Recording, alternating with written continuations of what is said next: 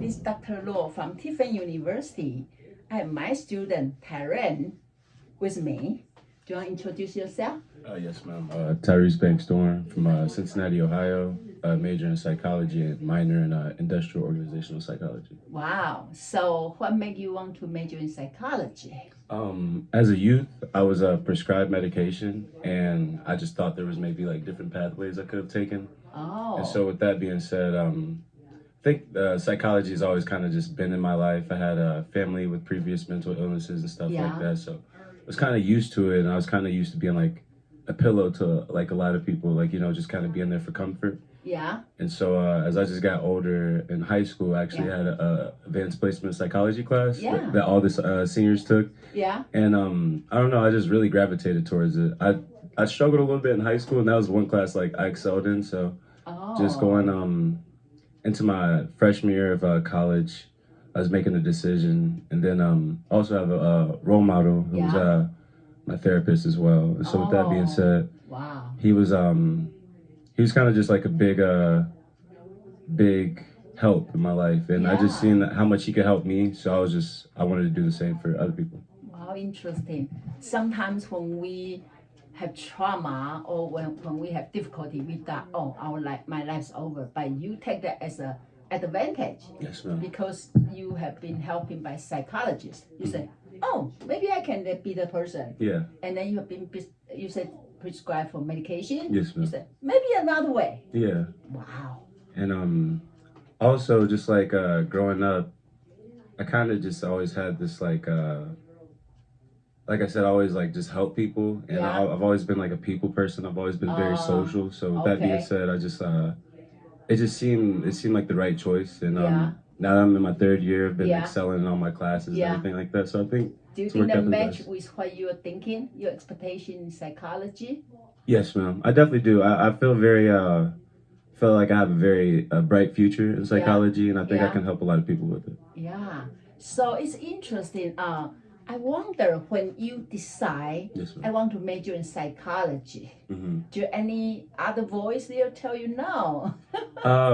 So, I mean, I came from a gifted high school, I would say. You have to basically, it's like a public school, but you have to test to get in. Yeah. And so the competition, like, I was there, there's people that like came from my class that like went to Harvard, Columbia, a lot of Ivy League schools. And so with that being said, I kind of like, I seen, you know, people like, you know, doing, you know, great things, and it never like steered me to like, I don't know, maybe I should like, because you know that everybody always says like there's no money in psychology, but that's just a myth to me. Like I feel like, I mean, it depends on what you do and how serious you take it. Yeah. And that's gonna show you how far you can take it. Wow, that shows how commitment you with psychology. Yeah. You know, because like you say you are in a gift school, and then people will say, no, major in something else. You will make more money. Why with your talent? Why major in psychology? But you say, yes, that's my psychology. Yes, ma'am. So what's your when you sit in the class, and you know a lot of psychologists who introduce, they are Caucasian, right? Yes, ma'am. They are from culture different from us. Yes, ma'am. So when you learn their theory, what do you have in mind? How they relate to you? So I kind of with psychology, everybody kind of, I feel like, has like their own sort of concept. So I think it's great to always listen and understand what people are saying, but at the same time, I feel like you got to take it with like a grain of salt, because there is like different places or different parts I feel like not everybody covers. And so when I walk into a classroom and it's mostly Caucasian dominated, I understand that some things that they have seen in their life wouldn't correlate with what I've seen in my life. And that's not like a jab at, you know, my counterparts or anything like that. It's just that with psychology specifically, it is helping, the focus is always going to be helping your client. And I feel like to help a client fully, you have to really understand and relate where they're coming from. And unfortunately, just like, you know, with being a counterpart, there's some parts that you won't understand, just like there's some parts I won't understand of a Caucasian person. So with that being said, I definitely, I have great classmates, great peers and everything like that. But sometimes it may be like one or two things like that they're not seeing really, just because unfortunately they haven't been able to like walk in my steps. So that you see that's where the place you can get in. Yes, ma'am. Right? Yeah. So that is very good attitude, you know. Some people will say, oh, they are not from my culture, they don't understand me. But for you, it's okay, they already established like theories here. Let me learn it. Yeah. And then see what I can apply this to the people in my community. Wow. So then when I'm teaching, your brain's yeah, it may seem like just because I'm in the back of class that I'm not listening, but I promise you I am. Yeah, you are thinking. Yes, ma'am. You think how I incorporate whatever you are just teaching to the issue I've been encountered in my community. Yes, ma'am. Wow. So then do you feel you are different from other classmates in this mindset? Do you feel like you are alone, or you feel you have a team? I think I do differ from my classmates. Yeah. I wouldn't say necessarily alone. Yeah. But I kind of just for lack of better word, like I would say like separate. Yeah. And that's just because sorry, could you restate the question one more time? Yeah, but actually, just give example when I in the class like this, and my Caucasian classmates always tell me, I'm so envy you because you can take this to another level, another group, and I only can apply to this. Yeah. So they envy me to see I have a area I can get into. I think you maybe have similar experience. Yeah. Yeah, for sure. I think I mean, just with me being a male and being an African American, it does give me a different perspective on a lot of different things. Right. And you know, I've done projects in the past where it's basically stated like as long as psychology has been established, and correct me if I'm wrong, but like for African Americans, it's been around like 4 to 5% that are in the field. Yeah. And then for Asian Americans as well, it's about like 3 to 4, maybe 5 on an off year or something like that. So I think it does give me a different perspective, but give you hope. Yeah. You'll be the one of them. Yeah. Or maybe you're the only one. Yeah, that too. But also I feel like, you know, with psychology being dominated by Caucasian Americans or just Caucasians in general, I think it does kind of like give us a pedestal. Yeah. And you know, some people might be like, oh, there's nobody in my field that looks like me. Yeah. But that's kind of like an inspiring thing to a certain extent. Like, there's nobody in my field that looks like me. Yeah. So I gotta be the one to do it, you know? I gotta be the one to make it happen. Growing up, like I said, I was prescribed medication. My mom, she also did take me to like different case managers and therapists and stuff like that. Yeah. But I didn't have my like first like Black therapist until middle school. And I like I said, early youth, I was diagnosed with ADHD. So just kind of like, it was different for me, like receiving it from somebody that looked like me, just because like, I mean, obviously I was a kid, so maybe I just wasn't as receptive. Yeah. But like, I never thought of it as therapy or like, you know, trying to get better. I just thought I was like at the doctor's office playing with like toys or eating candy or something like that. Yeah. And so then 7th grade, that being said, my mom had just took me to this therapist, and he really helped me in like a few words. Honestly, I feel like we may have literally only had like maybe 10 individual sessions. And then we also had group therapy. Yeah. And so with those 10 individual sessions, I feel like he kind of honestly changed my life for the better. So when you walk in the counseling office and see the person look like you with your background, that make you feel more comfortable to talk to the person, or different? It definitely made me feel more comfortable. You feel he or she know you? You know me, or could like relate to the things I've been through. Like as a youth, I never really recognized that I was actually in therapy. I was always just like I was playing with the toys while he just asked me questions. Okay. And then it got to a point though, like 7th grade specifically. Yeah. I was having issues in the classroom, just like with being talkative, hyper, and stuff like that. Never really to a certain extent like being like disrespectful with a teacher or anything like that. It was just like I was a social butterfly, and I just like, you know, wanted to talk to everybody and do everything. And so it got to a point though where it got like boisterous and disruptive to the classroom. And so then my mom, she just suggested we go to therapy. And so for the first session, me and my mom went, and he had just kind of like my therapist, that is, he had just asked me like what was going on and stuff. And I swear to you, and I'm man enough to admit, like I legit like in the first 10 minutes just bursted out crying. Yeah. And I didn't know, just like, want to talk. Yeah, What's wrong with? I just want to share. Exactly. That's exactly how it sounded. And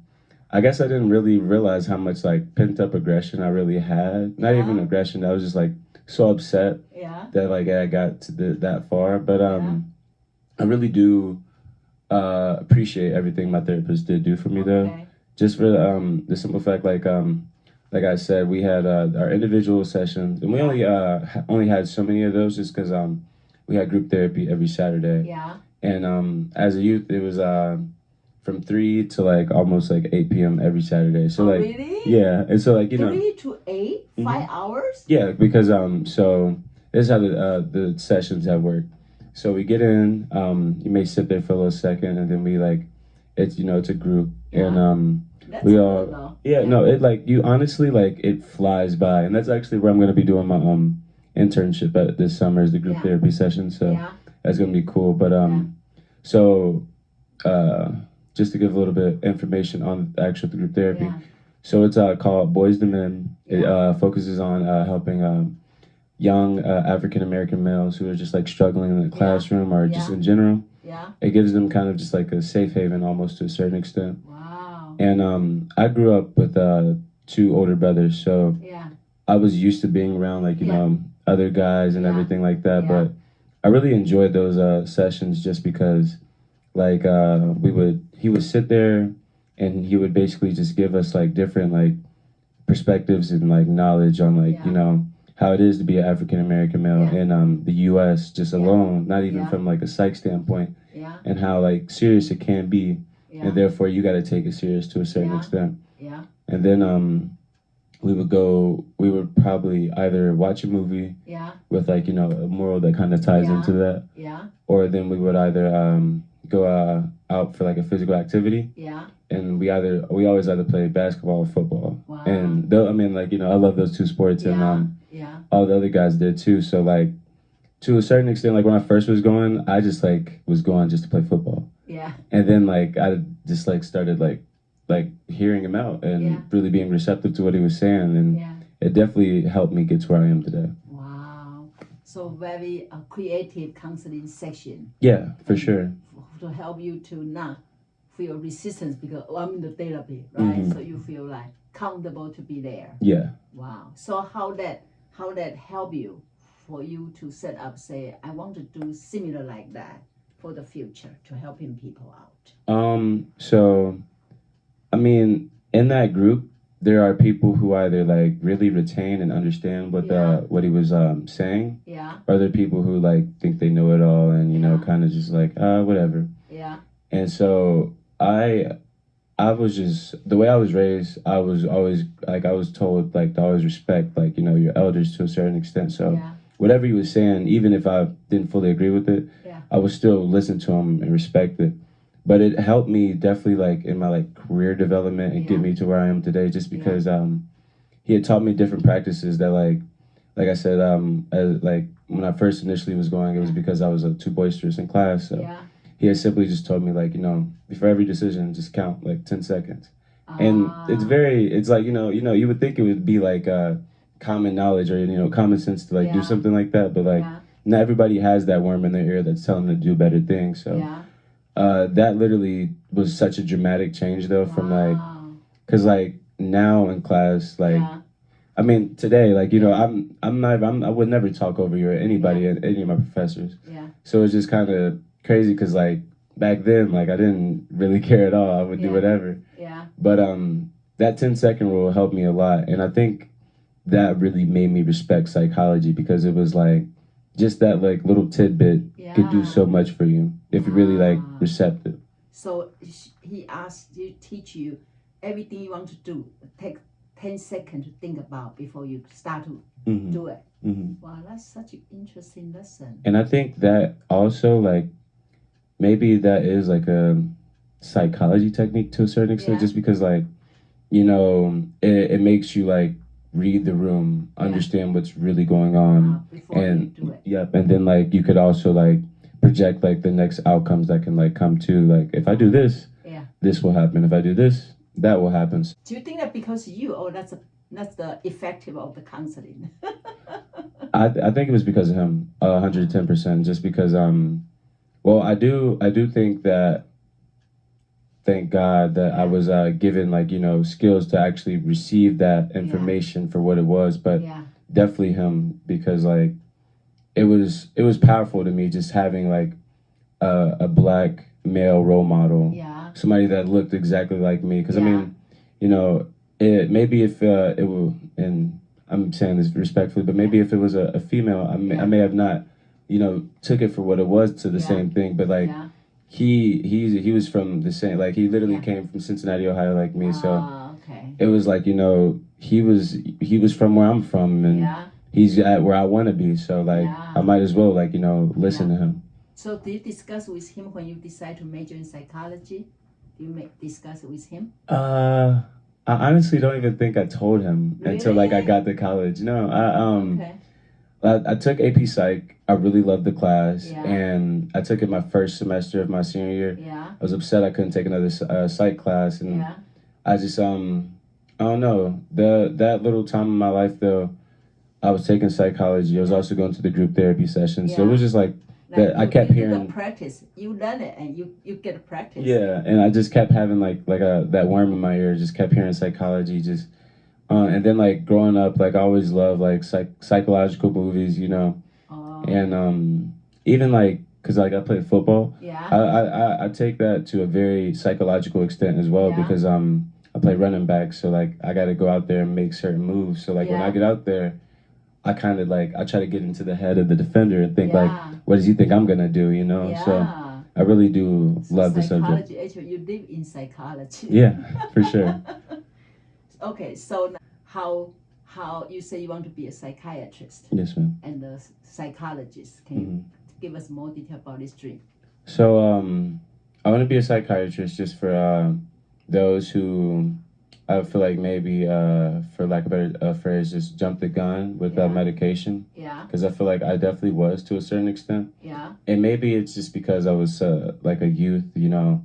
They probably understood I wouldn't be so receptive, but the side effects and symptoms that I received, it was I just didn't like those. I wouldn't say traumatic, but like it was definitely like something I had to go through. And you know, with medication as well, you got to wait till it like gets out of your system. So I don't know. I want to be a psychiatrist, and I want to focus on taking every other route before we get the medication. And some people may not agree with that, you know, and that's okay, because I know what I'm doing it for. It's for the like betterment of like my clients. And then because you know both sides, if you already learn psychology, if you learn psychiatrist part, then you know both sides. So when a kids walk in, then you can kind of like, okay, let me understand this kid first before I give him the medication. Totally. Yes, ma'am. Wow, that many people will benefit from your practice. I hope so. I hope that day, when you start to do the practice, I can go to your office, interview you. Anytime. Be excited. Yeah. Wow. Okay, so give people out there, they are maybe still curious about how to find in themselves, or they maybe be diagnosed as ADHD, or as a parent have kids with ADHD. Give them some suggestion. Something that I think, and it's gonna sound silly, but something that I think definitely separated me as a youth. I watched a bunch of movies growing up. And I think movies give they give a lot of morals. And then they give a lot of lessons. And so like when people like kind of come to me for like different situations, I always just have like this little worm in my ear, like with the, like all the like morals and like stuff I learned from movies and everything like that. It always gives me like I remember this movie, but like I'll never say that out loud, but like it's just like, you know, the gears get going, and it just like it definitely helped me a lot with social intelligence, just understanding how people work, because like, you know, the actors in the movies, those aren't real people. Those are people playing people. And so then like, you know, it teaches you a lot, like socially, I would say. And I think that's like I know it may sound silly, but I feel like that's what kind of separated me as a kid. Like While other kids, like I was also outside, don't get me wrong, but like I definitely just would like movies and love the lessons that they taught because I will always see them come back in my life full circle. Wow. So that's mean be a psychologist also can be a movie director. I actually was one of my dreams. Yeah. Yeah. You can make the movie in psychology point of view. Yeah. And people, they don't have to go to psychologists. They can just watch movies. Yeah, that would be awesome. Right. Yeah. And then also a lot of psychologists we learn, we can make those movies too. Right. Wow. So suggestion for the parent, if your kids like to watch movie, don't put them as a disadvantage. Actually, they can be a good thing. Talking about that, you know, I think I just seen like on Netflix. There's a Freud TV show that came out. I kind of want to watch that. Really? Mm-hmm. Okay. And then another show. I'm not sure if you ever watched it. Sherlock. Okay. Are you familiar with it? No. It's a British broadcasting show. Yeah. And it has Benedict Cumberbatch. He's very well known for his many roles, but that also definitely made me love psychology because Benedict Cumberbatch, he plays Sherlock Holmes. Yeah. And, you know, Sherlock Holmes is very inquisitive but like it's brought like with modern day, like, you know, film and everything like that. Yeah. So Sherlock, he'll be in a situation and before he says like or do anything or like he's proposed with a question, he like they show him like looking up and down the person and like he just reads all the social cues and everything like that. And I just I aspire to be like that one day, honestly. Yeah. Yeah. Wow. So you have so many, as your teacher said, you have so many talent. Yeah, for sure. You just need to get through that, right? Yeah. And thank you for the psychologist, right? The one helping you through the therapist. Yeah, for sure. Wow. He definitely deserves his flowers. Wow. So how do you see yourself change in these 3 years of college? 3 years, right? Yes, ma'am. Yeah. Junior year right now. You know, coming to college, we've been in school at that point for basically 18 years. Yeah. And, you know, you think it would just be school again, but there's a bit of a culture shock. Yeah. And I would say when I was here my freshman year, I dealt with different anxieties and stuff like that. Yeah. You know, just one being a collegiate athlete. I've never done that before. And then being a college student at the same time. So I definitely I would say like that freshman year, especially with COVID year being prior to that, I kind of lost myself to a certain extent. And I not even lost myself, I just didn't know who I really was. So maybe that's when you in my psychology class. Yeah. You're not really yourself. Yeah. But, you know, I was still me. I was still, you know, getting good grades, doing stuff for football and everything like that. But like kind of lost who I was to a certain extent. And so like, now that I'm in my junior year, I can definitely feel myself like... So how do you find yourself back during these years? How do you find yourself back? Patience. Okay. Not looking for the answers, letting the answers come to you. Yeah, okay. And trust yourself. Trusting myself for sure. And just like those old, like, not even values, but like those old little things you used to do, like certain artists you used to listen to, certain just like little tidbits you used to do. Yeah. Go back to that. I was talking to one of my friends, she's also a psych major. She was like saying like, she was worried because she felt like she didn't recognize herself. And I told her like, you know, as the social species we are, can always like evolving. So maybe if you like don't recognize yourself right now, it's because you're evolving for the better. Yeah. And that's a great way to look at it because like I said, I felt like I lost myself. Yeah. But maybe I was just getting better the whole time and didn't realize it. Yeah. Just be patient because you are cooking yourself and you have to wait for 100 degrees and say, oh, that's me. Yeah. Yeah. So we call it tolerant of uncertainty, right? Tolerant of uncertainty. That's something I definitely had to learn. Definitely becoming tolerant with not knowing and just accepting that. I think that's I forget who has said it, but like, you know, anxiety stems from irrational fear. Yeah. So if you sit there and you keep like worrying, like, what is this? I'm not sure what I'm doing with myself. Yeah. You're gonna just stress yourself out. Yeah. I definitely learned how to just like let it go, lean back, and wait. Yeah, and exactly. I like you say the answer will come to you. Wow. So that's why you become mature, and then I'm so glad to see you blossom. Thank you. I appreciate That's why it. I always like to see students take my class several times, so I can see how they they change it. Yeah. Wow. Yes, ma'am. Wow. Congratulations. Thank you. Appreciate Wow. it. So we can be patient.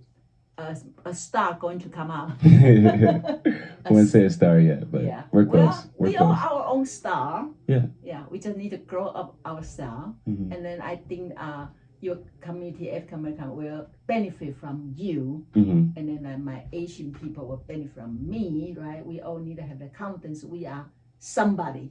That's the goal. Somewhere. Yes, ma'am. Wow. So for those of you listen to our conversation, hopefully you find the benefit from our dialogue. Yep. Okay. Thank you. Bye bye.